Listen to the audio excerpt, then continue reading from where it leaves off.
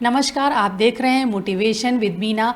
हौसले बुलंद हों और जीत का पक्का इरादा और मेहनत करने का जज्बा, तो कोई भी इम्तहान मुश्किल नहीं रह जाता। ये साबित करके दिखाया है जम्मू कश्मीर के तनवीर अहमद ने, जिनको ऑल इंडिया रैंक मिली है सेकंड इंडियन इकोनॉमिक सर्विस में, यानी उनको इंडियन इकोनॉमिक सर्विस आईईएस में सेकंड रैंक मिली है, जो अपने आप में बड़ी कामयाबी है। मेरे साथ जुड़ रहे हैं तनवीर, वो बताएंगे कि उन्होंने कैसे मेहनत की और ये जो इंडियन इकोनॉमिक सर्विस है इसका क्या सिलेबस होता है, कैसे उन्होंने तैयारी की और इस पूरी राह में, इस तरक्की की इस राह में उन्होंने कौन कौन सी मुश्किलों का सामना किया। और उम्मीद करते हैं ये जो तनवीर की कहानी है देश के तमाम युवाओं को प्रेरित करेगी।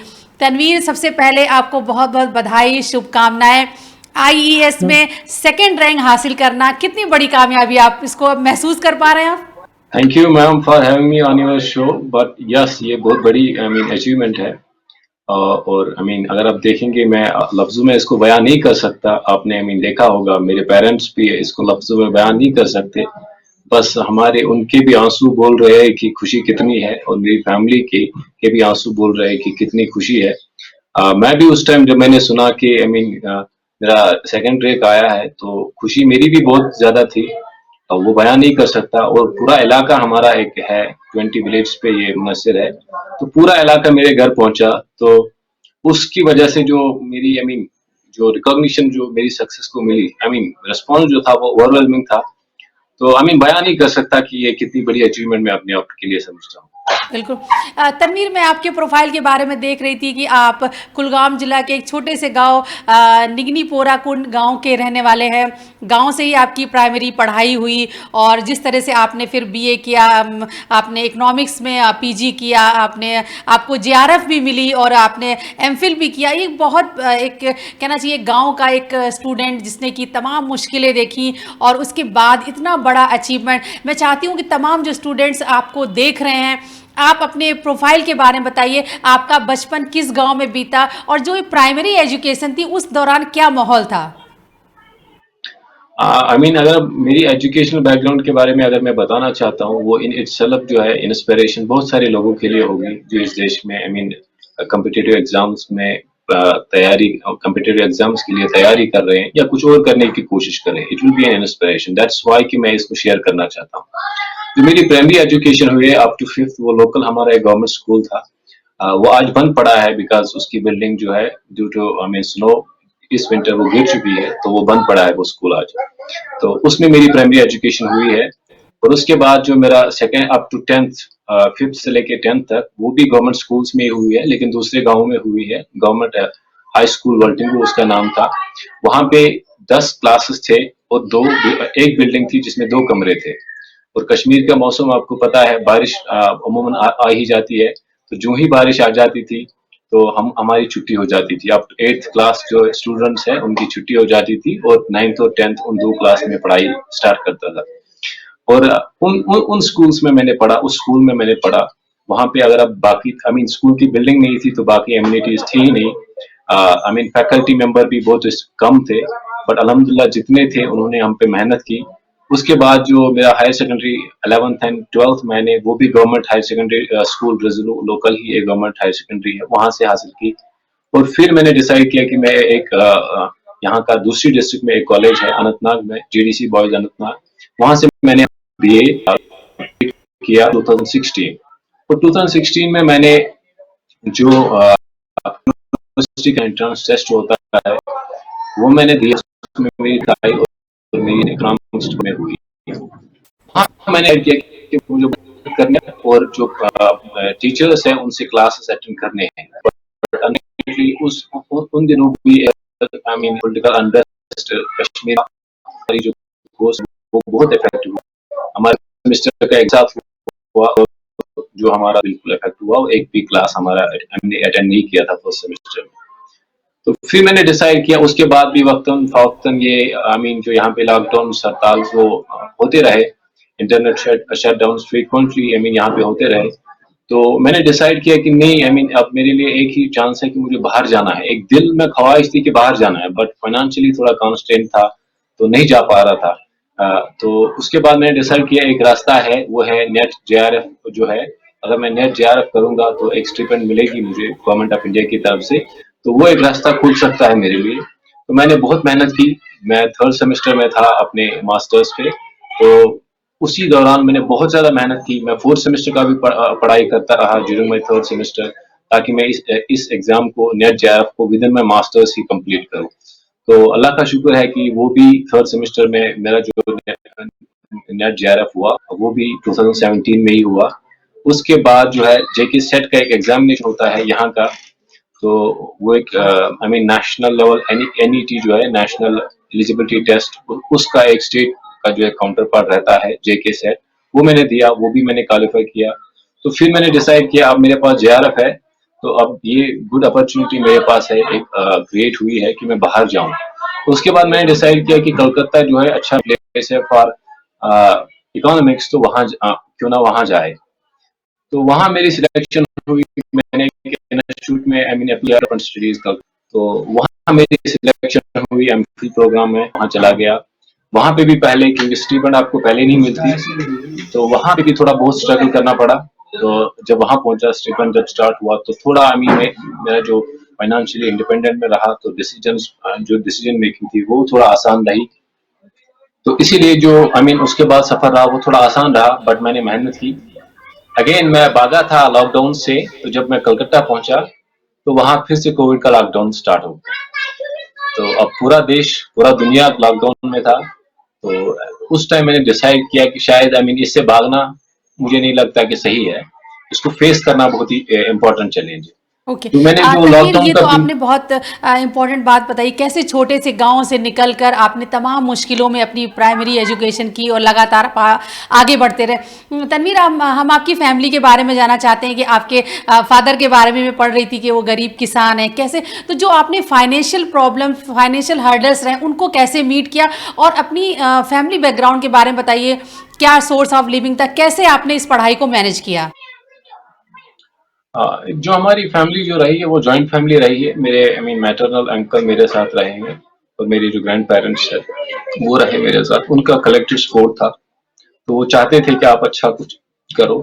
तो इसीलिए मैंने आई मीन फाइनेंशियली तो रिस्ट्रिक्टेड था, क्योंकि खुद अब जब आप आई मीन कॉन्शियस इन चीजों के बारे में होते हो, तो यू नो कि फैमिली में क्या चल रहा है, तो आपकी डिमांड भी ना उतनी ज्यादा रिस्ट्रिक्ट हो जाती है, आप उतना डिमांड भी नहीं कर पाते हो, बिकॉज जब आप एक एज पे पहुंच जाते हो, at that time it becomes very difficult कि आप आई मीन फैमिली पे ज्यादा डिपेंडेंट रहो। तो मुझे पता था कि प्रॉब्लम थी, बट मेरी फैमिली ने कभी मुझे उसका आई मीन एहसास नहीं दिलाया। उन्होंने बहुत मेहनत की, मैंने भी उतना ज्यादा डिमांड नहीं की अपनी तरफ से, बट अल्हम्दुलिल्लाह अगर हम देखेंगे कि रिजल्ट जो है, उनको ये पता था, दे वर ऑलवेज एक्सपेक्टिंग कि ये कुछ अच्छा करेगा। तो मेरा जो फादर है पर्टिकुलरली, वो भी I mean hard working farmer रहा है, उसकी हार्ड वर्क ने बहुत ही ज्यादा इंस्पायर किया है। तो अल्हम्दुलिल्लाह अगर हम देखेंगे कि मेरा जो फादर है, he has been always an inspiration, उसने बहुत ही ज्यादा आपके मेहनत की फादर, अपनी जिंदगी में। तनवीर, आपके फादर किसान है, क्या करते हैं वो? वो तो आई मीन नॉर्मली यहाँ पे आई मीन, क्योंकि कश्मीर में तो एक सीजन में विंटर में बहुत बर्फ रहती है, तो समर में यहाँ पे यहाँ की खेती बाड़ी चलती है।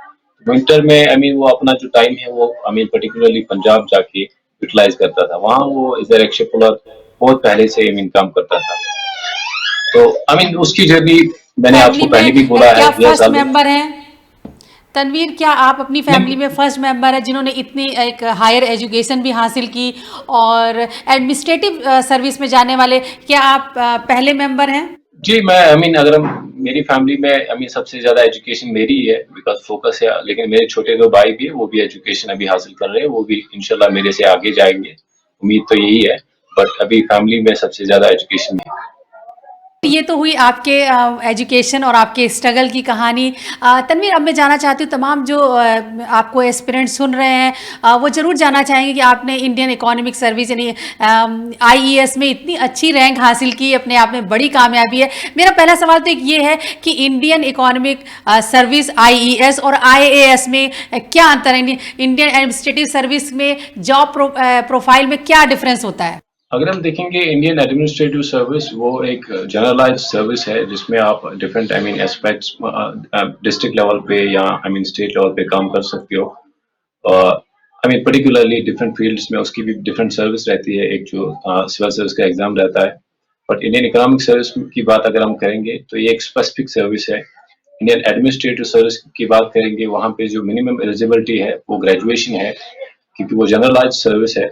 और अगर इकोनॉमिक्स की बात करें, इस सर्विस की बात करेंगे इंडियन इकोनॉमिक सर्विस के बारे में, तो ये एक स्पेशलाइज्ड सर्विस है जिसमें आपका मिनिमम एलिजिबिलिटी जो है वो मास्टर्स इन इकोनॉमिक्स होना चाहिए, अप्लाइड इकोनॉमिक्स होना चाहिए या इकोनॉमेट्रिक्स में होना चाहिए। तो इसकी मिनिमम एलिजिबिलिटी जो है वो थोड़ा हायर है, पीजी है। और इसका जो आई मीन जो जॉब प्रोफाइल भी इसका अगर इसकी बात करें, उसकी अगर बात करें तो वो भी डिफरेंट है फ्रॉम इंडियन एडमिनिस्ट्रेटिव सर्विस। इसका जो कैडर रहता है मेनली दिल्ली बेस्ड रहता है, इंटर मिनिस्ट्रियल जो इसका काम रहता है। और इसका जो अगर हम देखेंगे जॉब दिस कैरियर हायरार्की, उसमें इकोनॉमिक एडवाइजरी में लोग जाते हैं, इसलिए गिने चुने लोग होते हैं, 15 ऑन एन एवरेज इसकी वैकेंसी रहती है। बट हम देखेंगे इंडियन एडमिनिस्ट्रेटिव सर्विस की बहुत सारी वैकेंसी निकलती है, इसकी बहुत कम वैकेंसी निकलती है। और इसका जो है मेनली दिल्ली बेस्ड है। ओके। तनवीर, आपने आईईएस में जानने का कैसे आपको विचार आया? मतलब आईएएस में नहीं आपने सोचा, आपने एक स्पेशलाइज्ड आपने सोचा कि मुझे इस जॉब प्रोफाइल में जाना, कैसे ये आइडिया आया?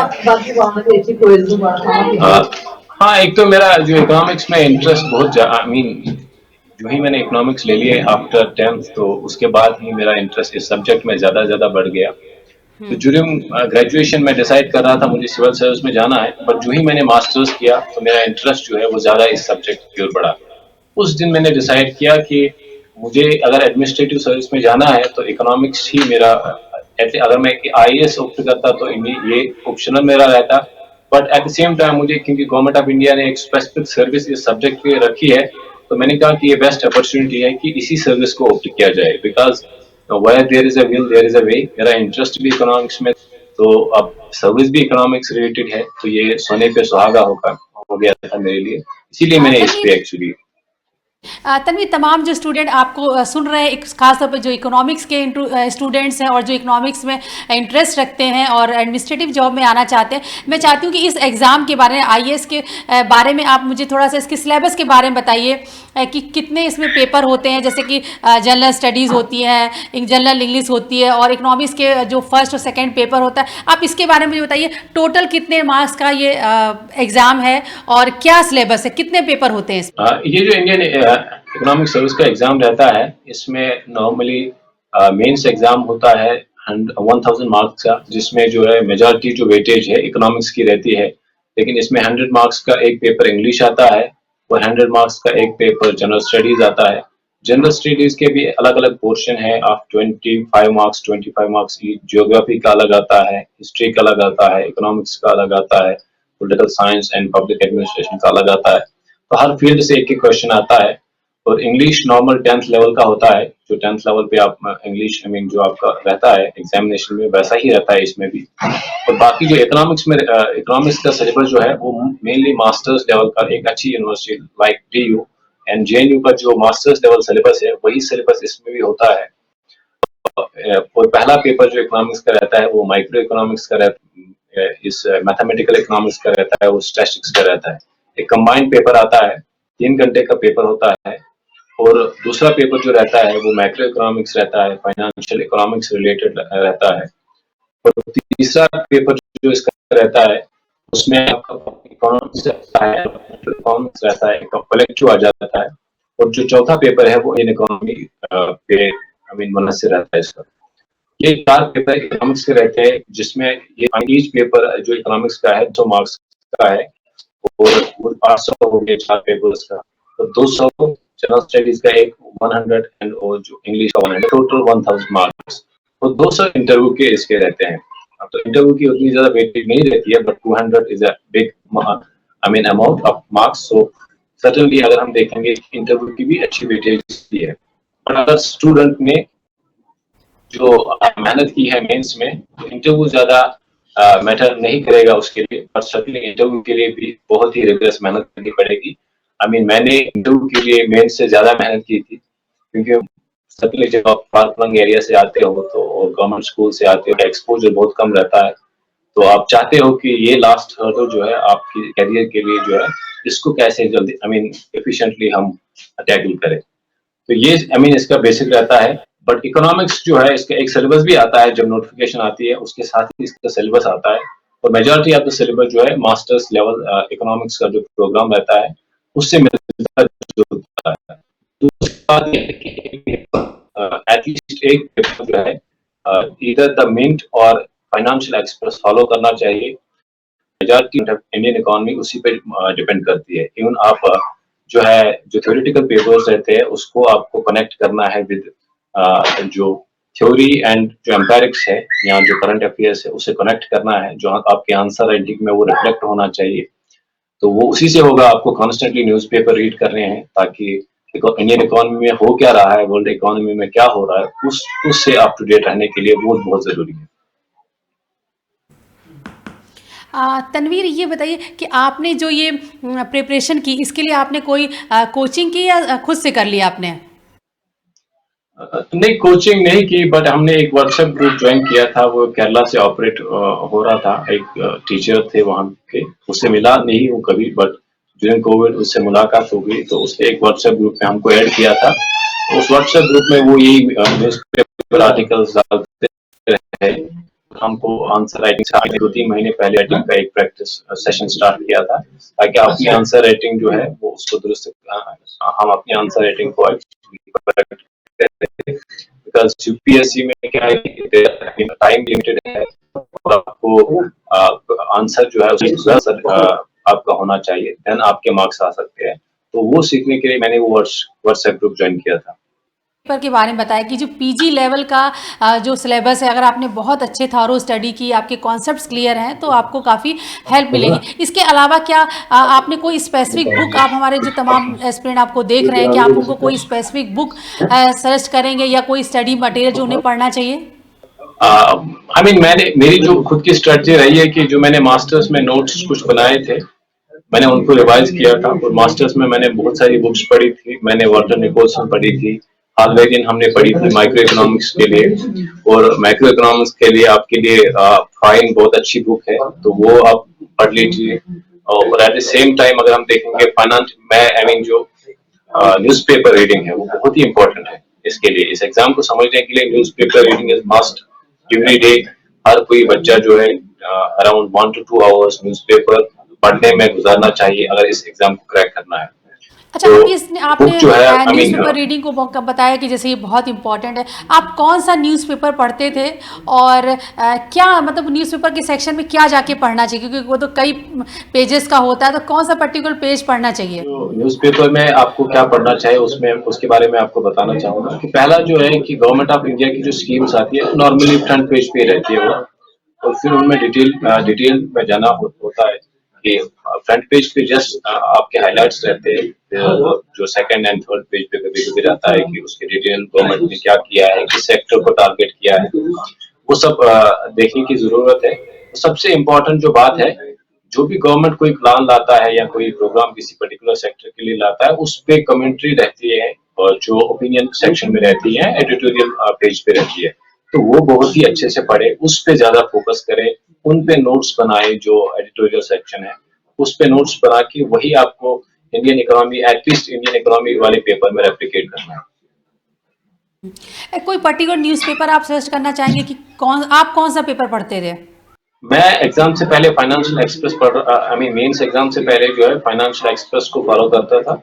अब रिसेंटली मैंने 2 पेपर्स फॉलो किए हैं, the mint as well as financial express. Okay.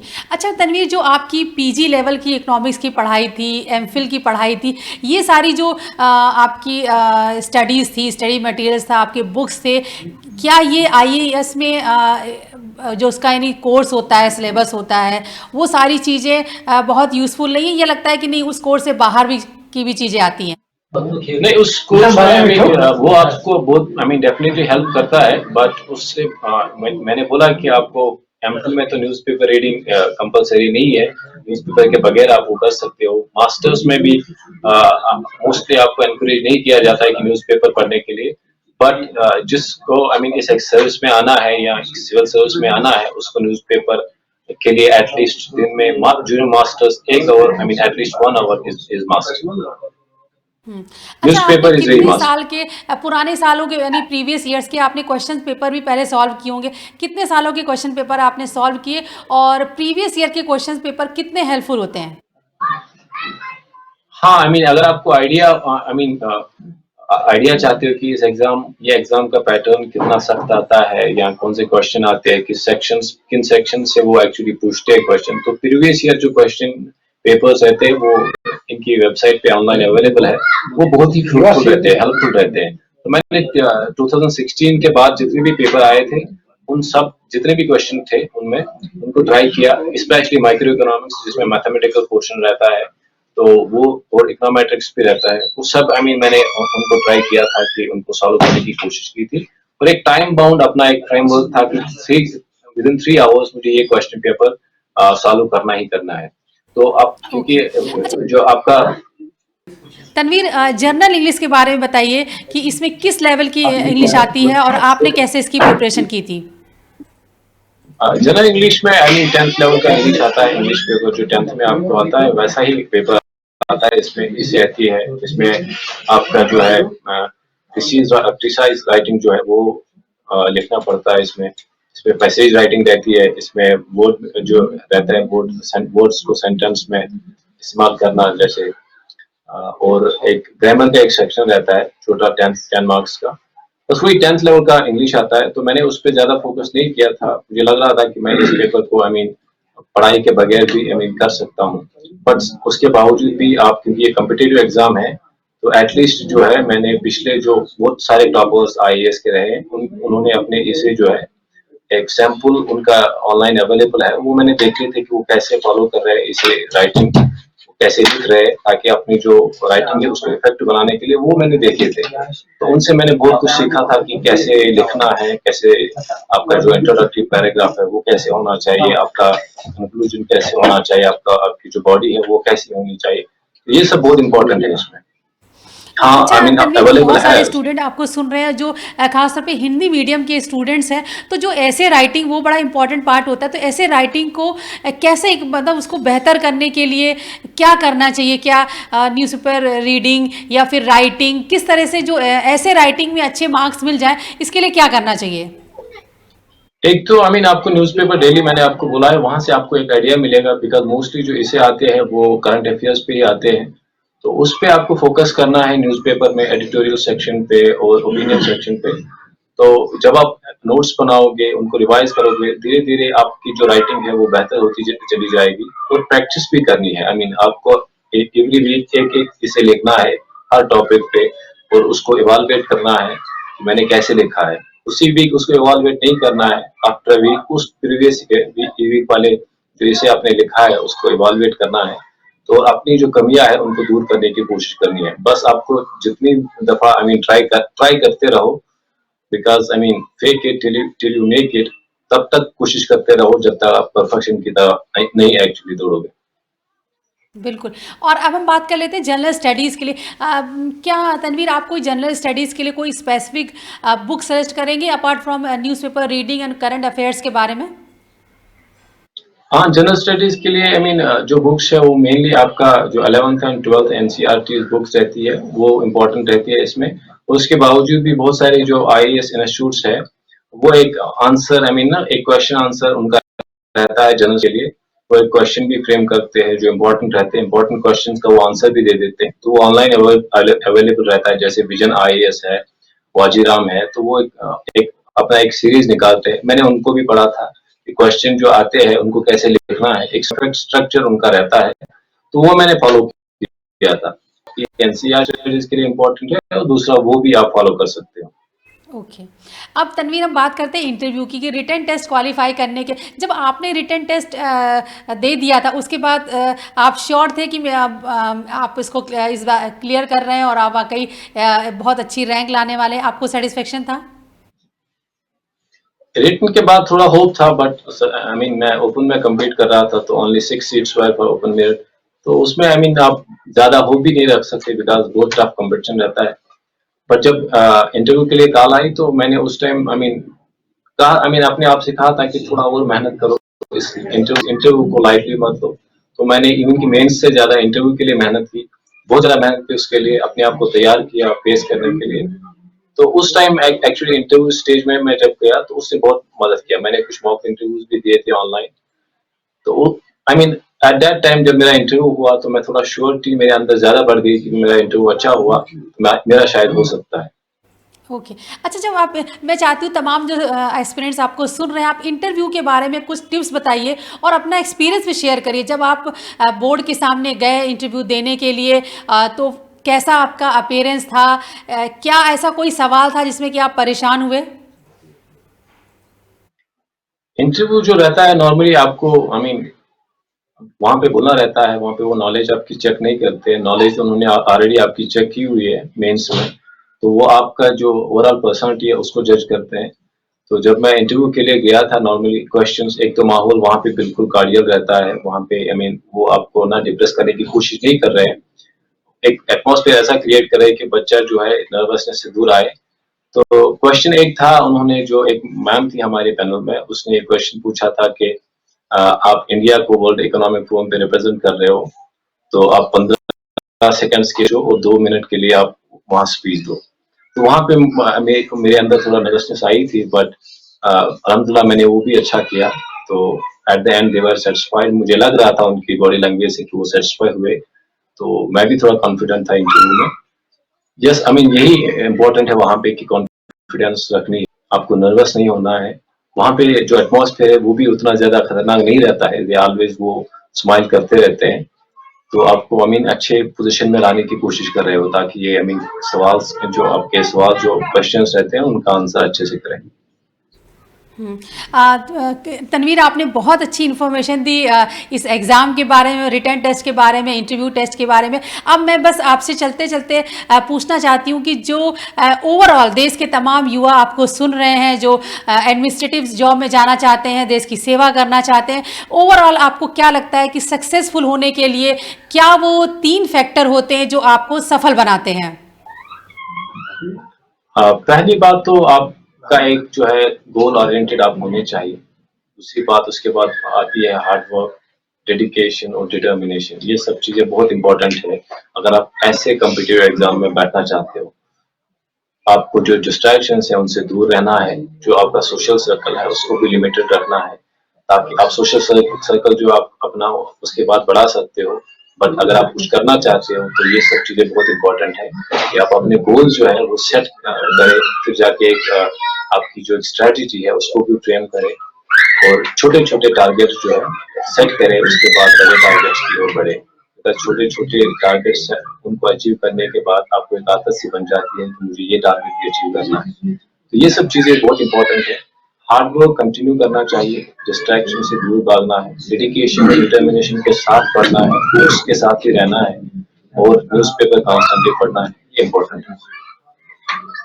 Thank you Tanveer, thank you for joining me. Thank you very much. तो ये थे तनवीर अहमद, जिन्होंने इंडियन इकोनॉमिक सर्विस यानी आईईएस में सेकंड रैंक हासिल की है। बहुत बड़ी कामयाबी, ऑल इंडिया सेकंड रैंक आई है। तनवीर की जम्मू कश्मीर के रहने वाले हैं ये, और एक छोटे से गांव से आते हैं। प्राइमरी जो इनकी एजुकेशन है वो भी गांव के सरकारी स्कूल में हुई, 10th 12th भी इन्होंने सरकारी स्कूल से किया। लेकिन तमाम मुश्किलें थी, इसके बावजूद तनवीर रुके नहीं और इन्होंने इंडियन इकोनॉमिक सर्विस में सेकेंड रैंक हासिल की है। देश की सेवा करना चाहते हैं। हम उम्मीद करते हैं जो इंडियन इकोनॉमिक सर्विस यानी जो इस इकोनॉमिक्स से जुड़े हुए तमाम स्टूडेंट जो इसमें इंटरेस्ट रखते हैं उनके लिए ये इंटरव्यू बहुत खास है। तमाम इसका सिलेबस कैसे होता है, किस लेवल की पढ़ाई होती है, तमाम जानकारी तनवीर में दी है। मुझे लगता है ये तमाम जो स्टूडेंट्स इस इंडियन इकोनॉमिक सर्विस में आते हैं उनके ये बहुत काम आएगी। आप देखते रहिए मोटिवेशन विद मीना।